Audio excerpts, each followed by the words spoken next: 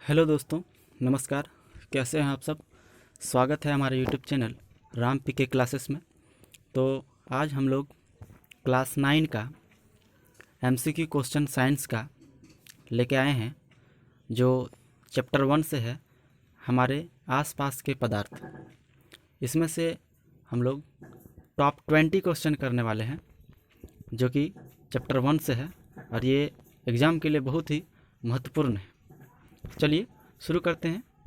सबसे पहला क्वेश्चन है कि निम्न में से कौन पदार्थ है। आप लोग को पहले से पता होगा कि निम्न में से कौन सा पदार्थ है। आप लोग इससे पहले जानते होंगे पदार्थ किसे कहते हैं। इसमें जो दिया है हवा, गंध, प्रेम, इनमें से कोई नहीं। तो आप देख सकते हैं गंध एक प्रकार का ये पदार्थ नहीं होता है, प्रेम ये भी एक पदार्थ नहीं होता है।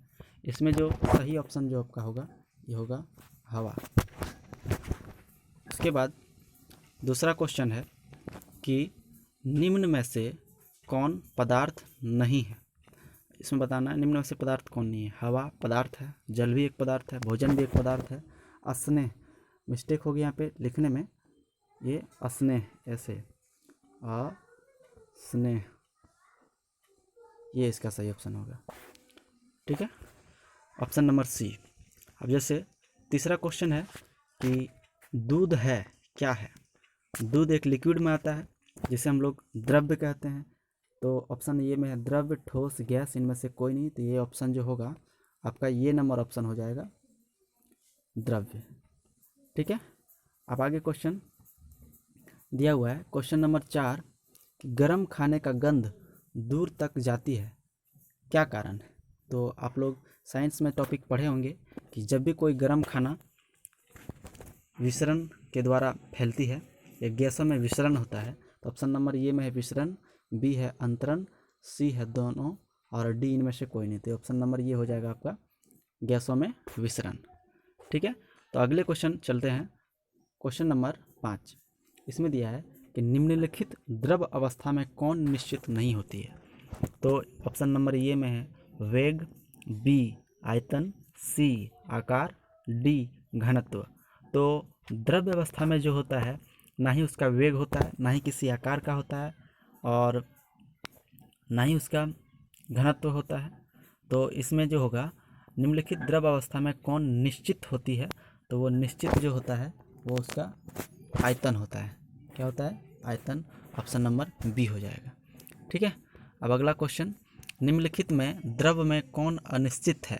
मतलब जो द्रव में नहीं होता है, क्या नहीं होता है, तो वो होगा आपका द्रव में जब भी कोई होता है तो उसका आकार निश्चित नहीं होता है।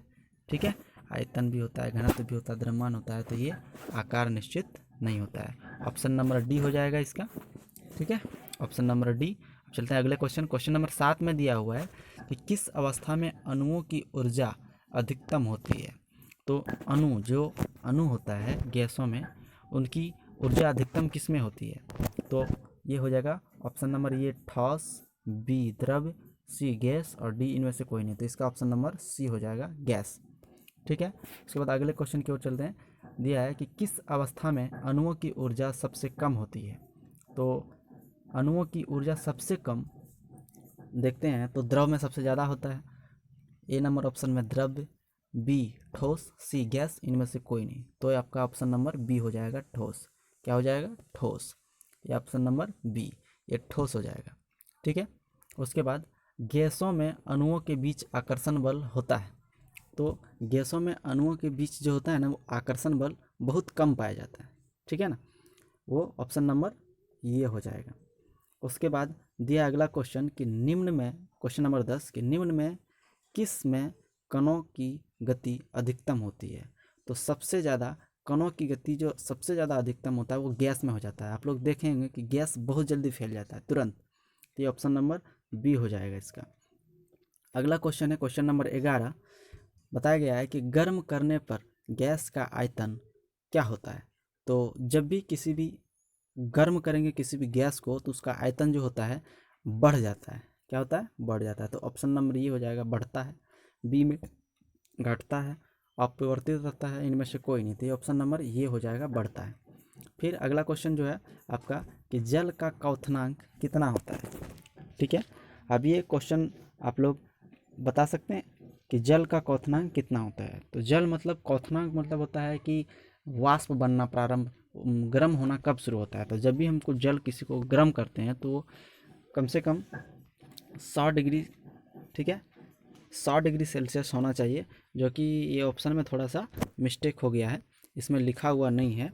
तो इसका जो जल का क्वथनांक होगा वो होगा 100 डिग्री सेल्सियस। ठीक है, इसमें से क्या होगा 100 डिग्री सेल्सियस।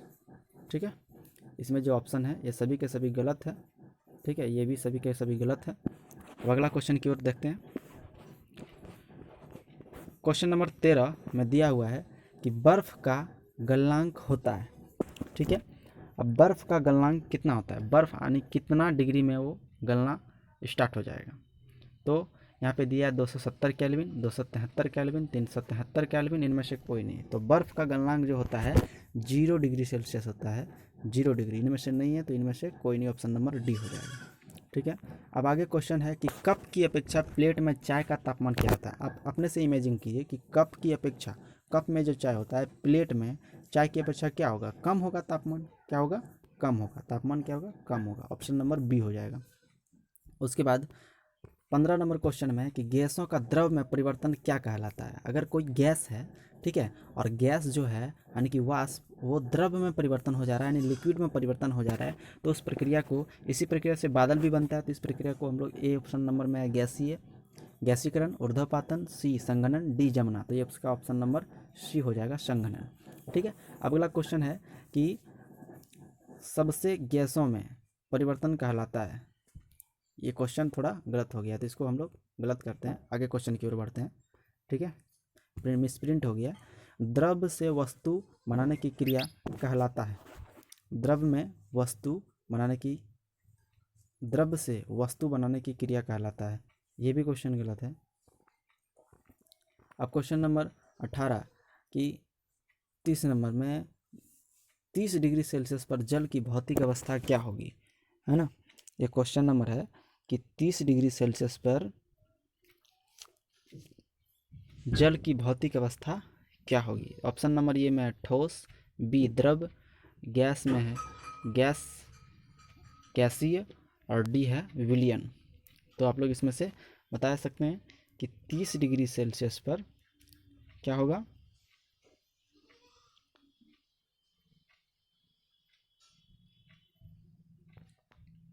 30 डिग्री सेल्सियस पर जल की भौतिक अवस्था द्रव ही रहेगा।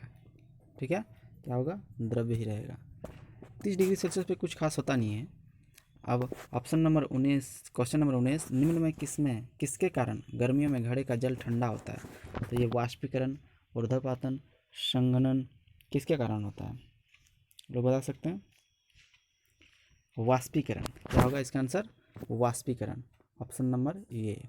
20 नंबर क्वेश्चन है कि ताप का ऐसा ही मात्रक क्या होता है। ये पिछला हुआ पूछा हुआ क्वेश्चन है, degree Celsius, Fahrenheit, kelvin, joule. तो इसका ऑप्शन नंबर सी हो जाएगा, केल्विन।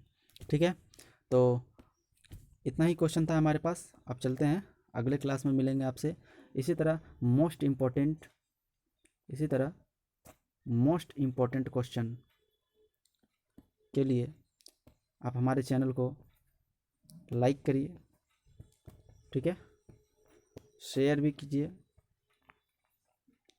और सब्सक्राइब भी कीजिए, ताकि हम इसी तरह आपको और भी अगला वीडियो लाते रहें।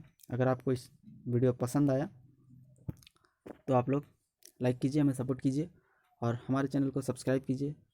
और भी अगला वीडियो मैथ क्लासेस का है, उसको भी आप जाके देख सकते हैं। ठीक है, मिलते हैं अगले क्लास में। Thank you.